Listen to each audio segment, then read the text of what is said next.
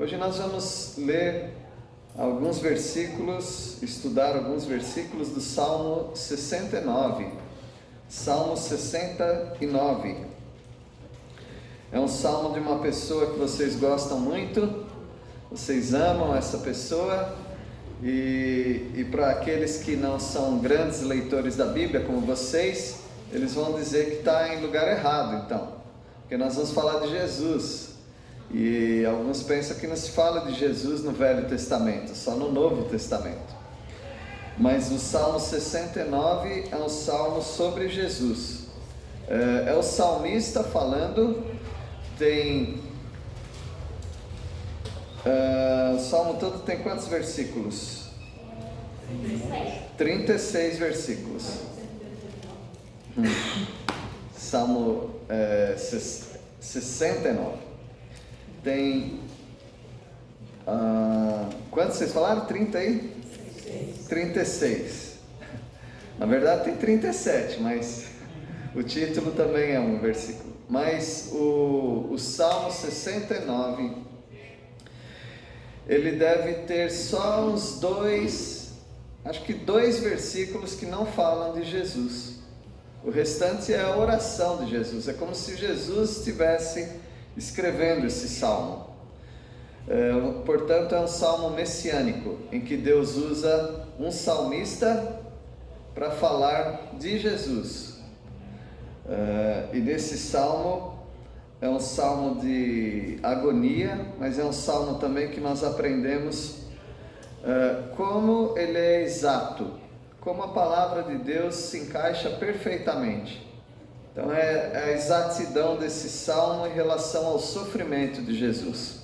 Apenas uma parte da vida de Jesus que é o sofrimento. Talvez a última semana de vida de Jesus.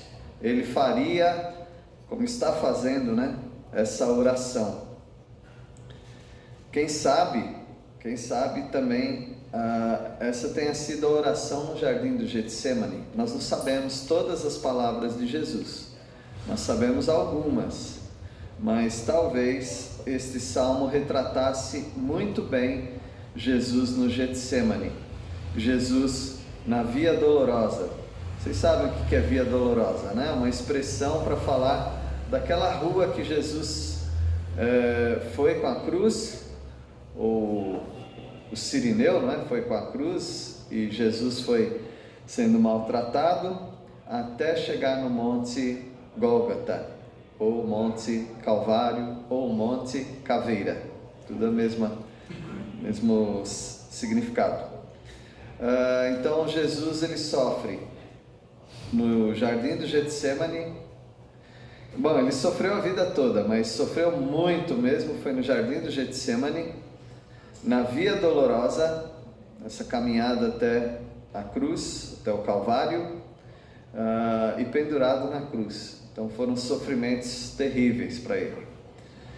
E nós aprendemos que esse salmo retrata exatamente as afrontas, o desprezo, o escárnio, zombaria que Jesus suportou. Ele expressa também exatamente o sentimento de Jesus. Talvez os leitores do Novo Testamento eles ficam imaginando o que será que Jesus estava sentindo. Daí você fala dor, tá? Mas dor física é uma coisa importante, mas existe outro tipo de dor, que é a dor emocional. Então esse salmo ele fala exatamente o que Jesus estava sentindo, quando o Novo Testamento não fala. Ele fala os fatos da crucificação, mas o que Jesus estava sentindo mesmo não fala muito. Fala o suficiente. Por exemplo, ele diz: Deus meu, por que me desamparaste? Então é um sentimento de solidão que ele teve. E esse salmo também expressa exatamente a entrega de Jesus diante de Judas. Ele se entregou para Judas, concordam, né? Porque ele poderia acabar com Judas, mas ele se entregou para Judas. E ele se entregou para os soldados. ele se entrega para os anciãos do Sinédrio ou do templo. Então esse salmo relata exatamente essas coisas, as afrontas, os sentimentos e a entrega. Vamos ver então esse lindo salmo. É um salmo triste de certa forma, mas é um salmo também que nos conforta muito, porque ele fez isso por nós. O título diz assim: ao mestre de canto segundo a melodia, os lírios, salmo de Davi. Davi resolveu colocar esse nome inspirado por Deus, os lírios. Os rabinos, que são os mestres judaicos, eles começaram a usar esse salmo para falar do próprio povo de Israel.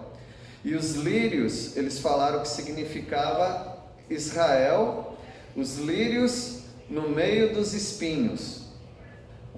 Então seria o título completo: os lírios no meio dos espinhos. Então seria a nação de Israel sofrendo no meio das outras nações. Tem seu valor esse pensamento dos rabinos, mas esse salmo não é para isso. Esse salmo é para falar que Jesus é o lírio, e Jesus está realmente no meio dos espinhos, que é no meio desse sofrimento. Vamos ver então esse salmo, lindo salmo. Eu vou pedir para Vânia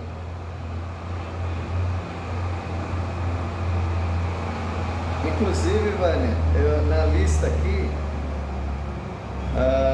eu acho que eu não li sobre o seu pai. Nós estamos orando pelo seu pai também. Então pode ler, por favor, o versículo 1 e o versículo 2. Jesus se sentiu afogado. Salva-me, ó Deus, pois as águas subiram até meu pescoço. Afundo cada vez mais na lama e não tenho onde apoiar os pés. Eu vivei em águas profundas e as correntezas me cobrem. Eu não gosto muito de falar desse tema nessa igreja, porque tem uma pessoa que sofreu muito por causa de alguém na família com afogamento. Então isso traz memórias, isso machuca, não é? Mas mesmo assim nós vamos falar, porque a palavra de Deus conforta. O Senhor Jesus, ele se sentia como que afogado. Eu não sei quantos tiveram alguma experiência assim ruim, né? Com água, pelo menos algum susto, né? Mas já presenciei alguém assim, minha filha salvou alguém assim. O desespero é completo, e o Senhor Jesus, ele está falando para nós nesse salmo que ele se sentiu como uma pessoa se afogando.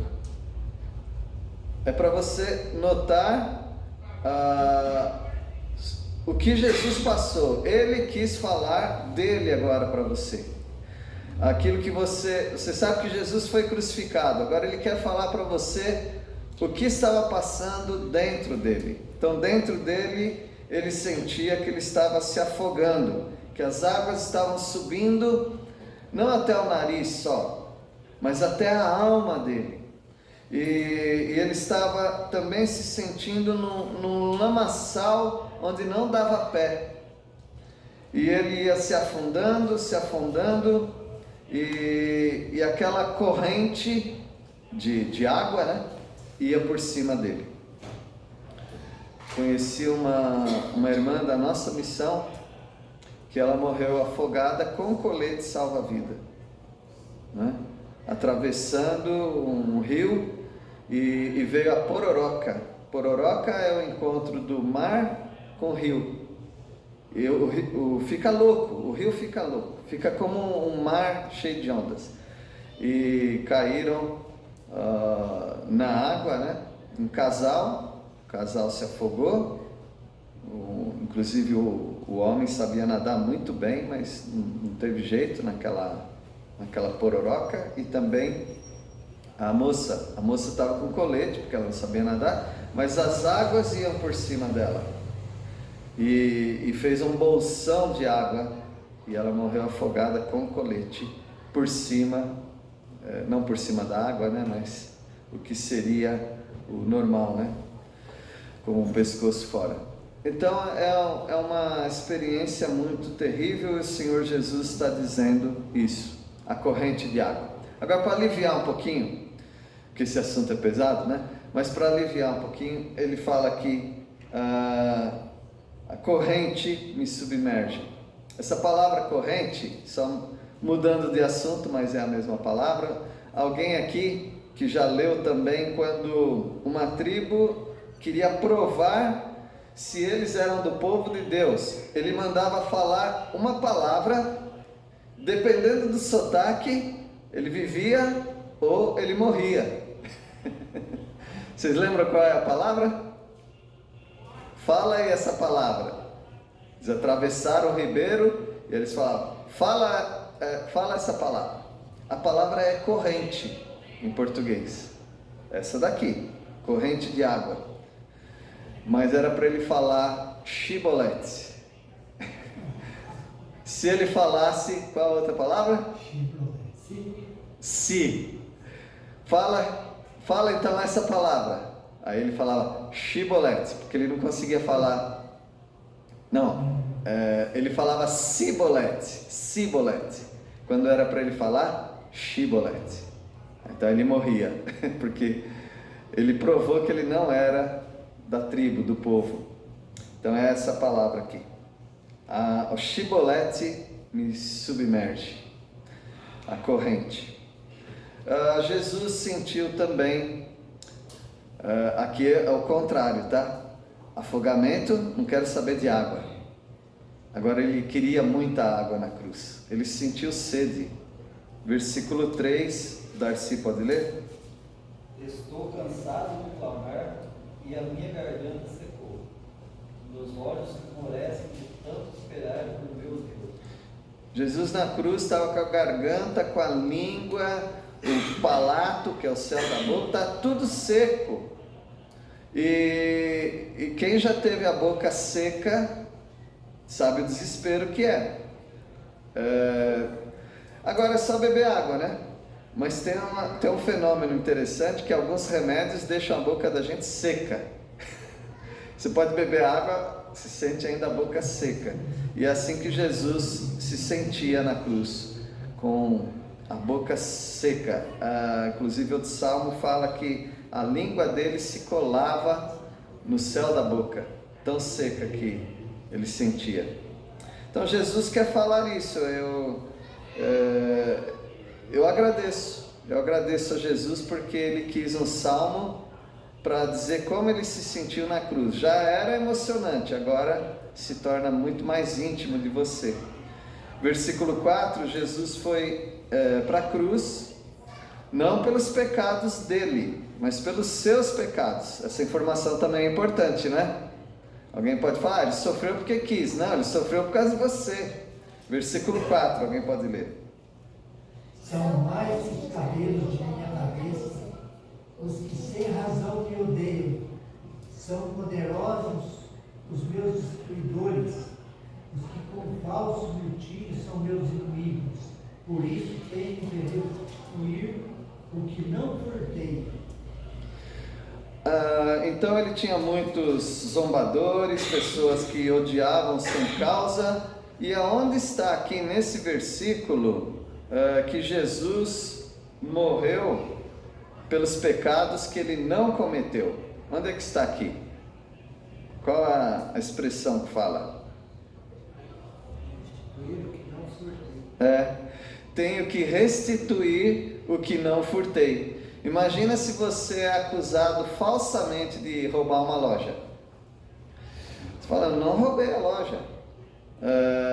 Não, você roubou e você vai ter que devolver. E aí você é em julgamento e aí falsamente eles te julgam, eles te condenam, aliás, que você tem que restituir. E aí está lá, você entrou numa dívida, fizeram um acordo e você vai ter que restituir aquilo lá. Restituir o que não roubei. O Senhor Jesus estava nessa situação. Quando ele esteve na cruz, ele estava pagando por um pecado que ele mesmo não cometeu, mas ele fez isso de bom grado. Ele fez isso porque ele te ama. Então, mas Jesus, ele não quer esconder esse fato, que ele morreu por você, mas ele não era culpado. No versículo 5, agora 5 e 6, esses são versículos que não pode estar falando de Jesus, tá bom? Versículos 5 e 6, Tânia, pode ler? Tu, ó Deus, bem conheces a minha justiça, e as minhas culpas não te são ocultas. 6 também. Não sejam envergonhados por minha causa os que esperam em ti, ó Senhor, Deus dos exércitos. Nem por minha causa sofram vexame os que te buscam, ó Deus de Israel. É claro que não é Jesus, né? Porque Jesus não era estulto. Estulto é tolo. Jesus não era tolo. E também Jesus não tinha culpas. E nem culpas ocultas, como está dizendo aqui. Ele não tinha nenhum pecado escondido, Jesus. Davi sim, mas Jesus não. Então esses talvez sejam os 2 únicos versículos que não se referem a Jesus. Alguns comentaristas gostam de continuar com o mesmo pensamento do versículo 4. Ele está sendo acusado de pecados que ele não cometeu. Então é como se ele fosse tolo, é como se ele tivesse culpas ocultas, e é como se ele fosse uma vergonha para Israel. Mas Jesus não era nada disso, como nós sabemos, né? Versículo 7 agora, Duda vai ler. Nós vamos ver que agora Jesus foi abandonado até pela sua família e pelos seus discípulos, que também eram a família dele, podemos dizer, e os irmãos de Jesus nem criam nele. Então, Duda, pode ler o versículo 7. Pois tenho suportado afrontas por amor de ti, e o rosto se me recobre de vexame. Então ele está recebendo muita vergonha sobre ele, Jesus, e até quem poderia ajudá-lo, ou poderia amenizar toda aquela dor, são pessoas que o abandonaram. Versículo 8, pode ler, Silvânia. Tornei-me estranho aos meus irmãos e desconhecido aos filhos de minha mãe. Ainda bem que ele não falou a mãe dele, porque a mãe dele não o abandonou, né? Ela estava lá ao pé da cruz. E tem um outro também que não o abandonou. Quem foi? João, o apóstolo. Mas os demais, eles debandaram, eles abandonaram Jesus. Pedro abandonou, mas não abandonou, sabe como é, né?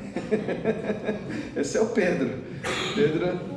Pedro ficava em cima do muro. Mas o Senhor Jesus se tornou estranho aos próprios irmãos. Os irmãos de Jesus não creram nele.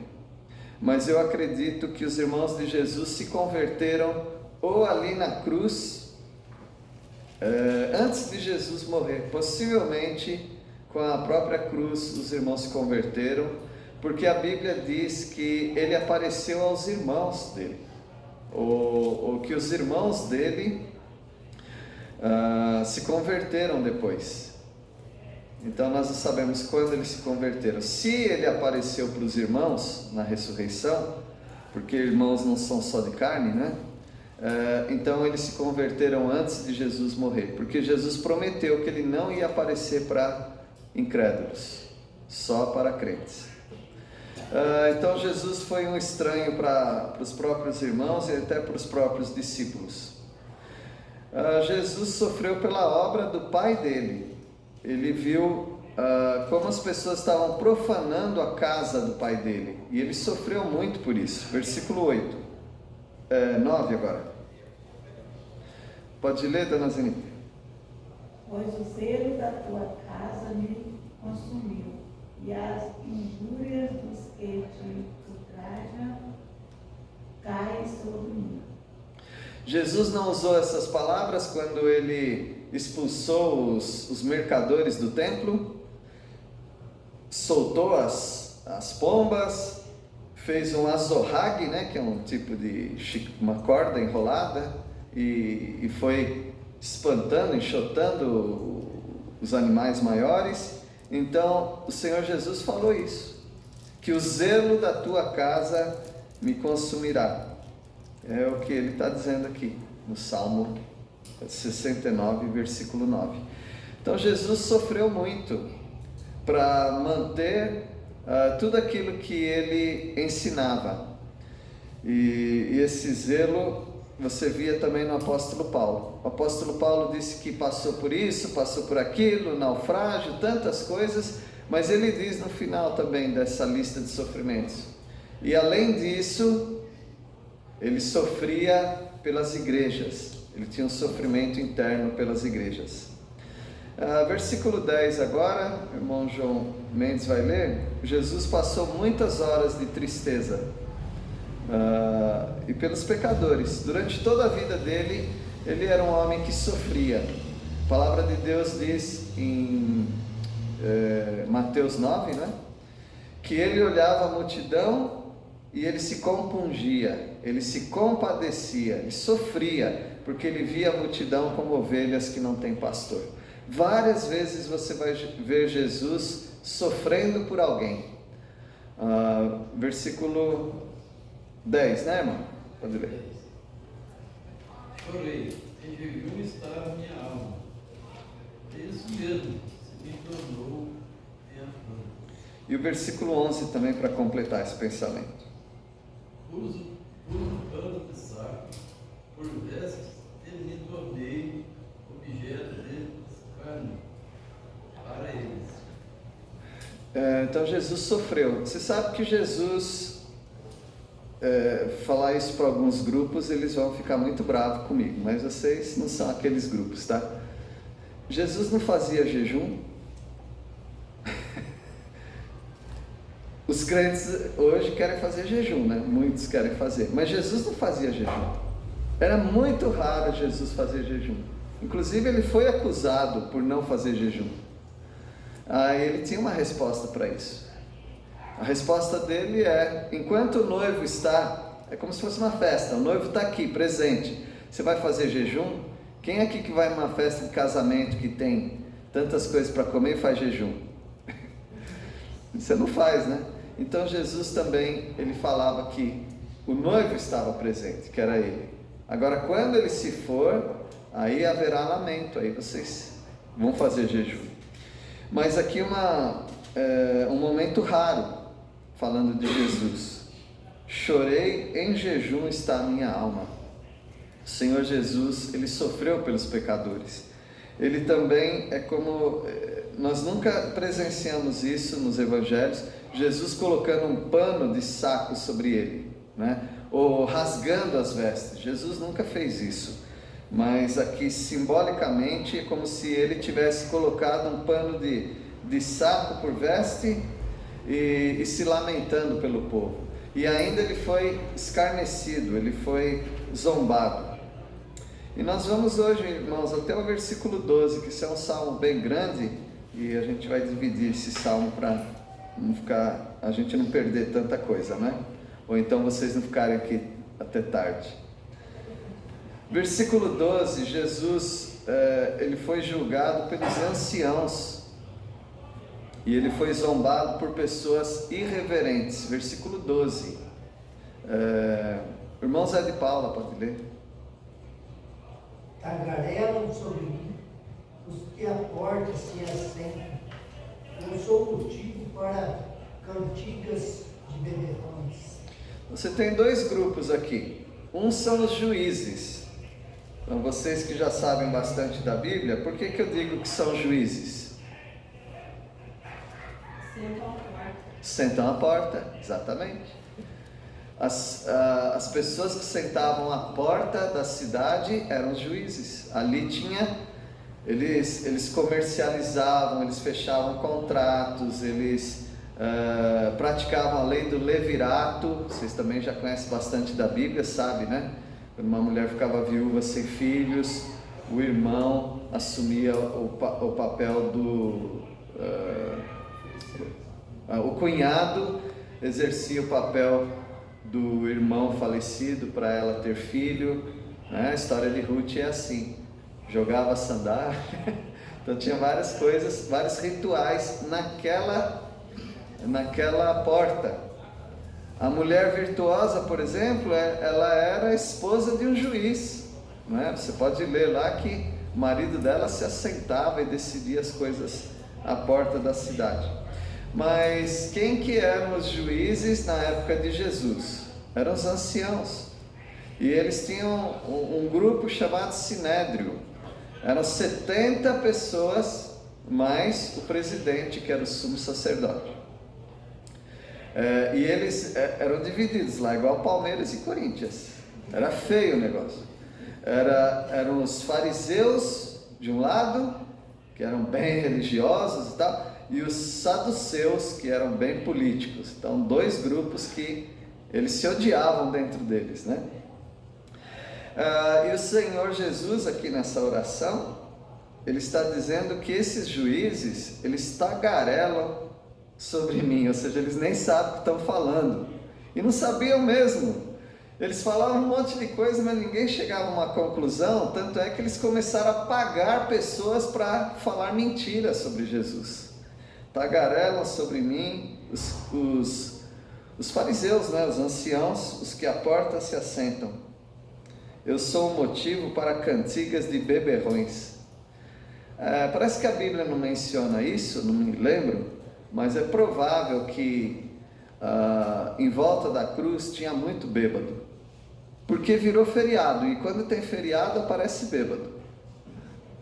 E a cidade parou, todo mundo foi lá ver a crucificação. Sempre tinha crucificação, mas desse homem era muito especial, porque era Jesus, o Nazareno. E eu imagino que tinha muitos bêbados em volta daquela cruz, embora a Bíblia não menciona, mas aqui ele diz que eu sou motivo para cantigas de beberrões. E até hoje, né? Até hoje. Não sei quantos já encontraram bêbado que fica falando de Jesus, né? Jesus acaba sendo um motivo de zombaria para muitos. Então essa foi a primeira parte do nosso estudo, a exatidão desse salmo. Foi exatamente as afrontas que Jesus passou, que Jesus suportou. Se você quiser falar esse salmo para alguém, e a pessoa fala, mas me prova isso no Novo Testamento, nos Evangelhos, que era assim. Você não precisa provar, você fala, isso aqui é o salmo messiânico, então é um salmo, são as palavras de Jesus. Ele está falando para você aqui no Antigo Testamento. E alguns versículos aparecem lá no Evangelho.